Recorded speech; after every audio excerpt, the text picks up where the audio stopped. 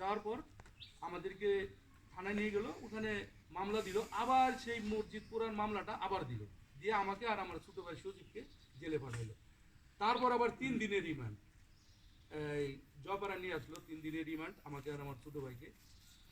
ওই পরিস্থিতিতে আমি তো কখনো এই পরিস্থিতিতে থাকি নাই, খুব কষ্ট। এবং যেই পরিমাণ নির্যাতন, মানসিক নির্যাতন, শারীরিক হয় নাই কিন্তু মানসিক নির্যাতনটা করছে ওসি, এটা মানে আপনি মানে আমি বুঝাইতে পারব না। তো আমি ম্যাক্সিমাম টাইমে চুপ থাকতাম, কারণ আমি জানি যে এখানে কথা বলে আমার কোনো লাভ নাই। যেহেতু সালমান এফ রহমান এমপি, সে এটার মধ্যে ইনভলভ, সেটা পুলিশই বলতেছে যে আজকে আপনাদেরকে যে ধরে আনছি এটা সালমান এফ রহমান এবং আলমগীর চেয়ারম্যানের নির্দেশে ধরে আনছি, আমাদের কোনো ইন্টারেস্ট না।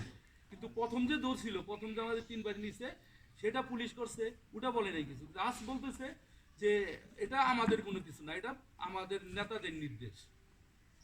তো আমি তার কারণে আমি সাইলেন্ট ছিলাম, যে আমি এখানে জানি যে আমার কথা এখানে কোনো গুরুত্ব হবে না। তো তারপরে জেলে পাঠাইলো, এখানে ছিলাম 13 দিন। 13 দিন থাকার পর জেল থেকে বের হলাম। বের হওয়ার পরে এখানে আইসা দেখলাম যে ওসি মোস্তফা কামাল আমাদের গ্রামে আইসা আমাদের আত্মীয় স্বজন যারা আমাদের এখানে যারা মুরব্বীরা আছে এদেরকেও জিজ্ঞেস করলে পাবেন, হ্যাঁ, যে আমাদের বাড়িতে যদি কোনো লোক আসে তাহলে তারে জেলে পাঠাইবো। যারা আমাদের অনেক কাছের, মানে আমার মামা, আমার আপন মামা, আমার মার ভাই, তারা আমাদের বাড়িতে আসতে দেয় নাই। ইভেন কোনো লোক আমাদের বাড়িতে আসতে দেয় নাই। এরকম একটা পরিবেশ সৃষ্টি করলো। বাচ্চাদের পড়াশোনা শেষ, আমরা বাড়িতে থাকতে পারি না। ইভেন মিরাজকে যখন রাত্রে যখন ওখানে গুলি করছে 4-5 রাউন্ড, মিরাজ তো মনে করেন যে এরকম অবস্থা, ওখানে যে ওর মানে হাত আছে এই জন্য বেঁচে গেছে। তো মিরাজ বাধ্য হয়েছে দেশ ছাড়ার জন্য, যে এখানে থাকলে তুই মানে বাঁচতে পারবো না জীবনে, এই পরিস্থিতি মিরাজ। তারপর আমি যখন ছিলাম, আমিও ঠিক মতো বাড়িতে এসে থাকতে পারি নাই। ইভেন আমার ছোটো ভাইটা বাড়িতে থাকতে পারে নাই। এই পরিবেশে মানে আমাদের দিন কাটছে। এবং ওসি আরও আমাদের যারা আছে এলাকার লোকজন কইছে যে ওদের 10টা মামলা দিমু, যেন ওরা বিদেশে না যেতে পারে, ওদের পাসপোর্ট নিয়ে যাবো।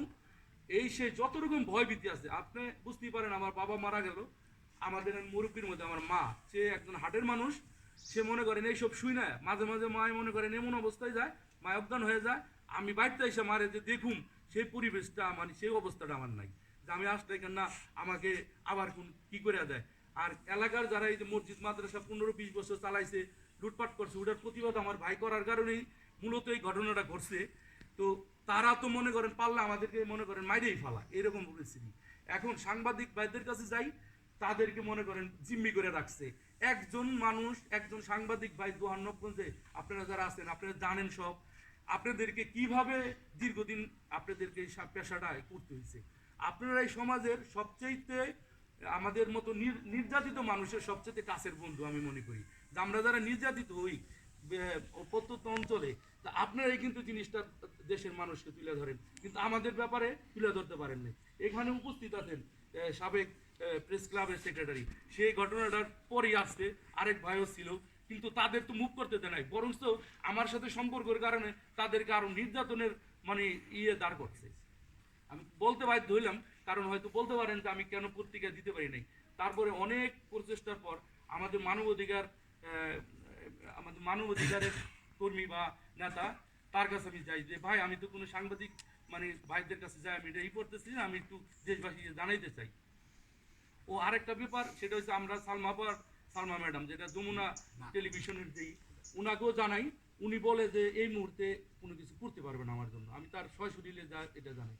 তখন আমি পল্লব ভাইকে বলি যে আমাকে একটা করেন। পরে একটা পত্রিকায় থেকে আমি দিছি আমাদের এই নিউজটা, এবং দেওয়ার পরে যে সাংবাদিক দিছে, সে সাংবাদিক বাধ্য হয়েছে মানে ঢাকা ছাড়তে, এবং সে তার পত্রিকা অফিসে পর্যন্ত পুলিশ গেছে।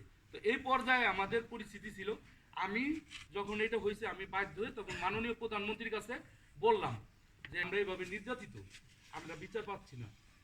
তার কাছে লিখিত দিলাম, স্বরাষ্ট্রমন্ত্রীকেও দিলাম, এবং আইজিপির কাছেও দিলাম। তো স্বরাষ্ট্রমন্ত্রী এবং মাননীয় প্রধানমন্ত্রী থেকে কোনো রেসপন্স পাই নাই। আইজিপির ওখান থেকে আমাদের ঢাকা ডিআইজির অফিস থেকে, ঢাকা রেঞ্জ থেকে আমাদের বাড়ির সবাইকে ইন্টারভিউর জন্য ঢাকায় করলো। আমরা সবাই ইন্টারভিউ দিলাম, ওখানে যে বললাম সব কিছু।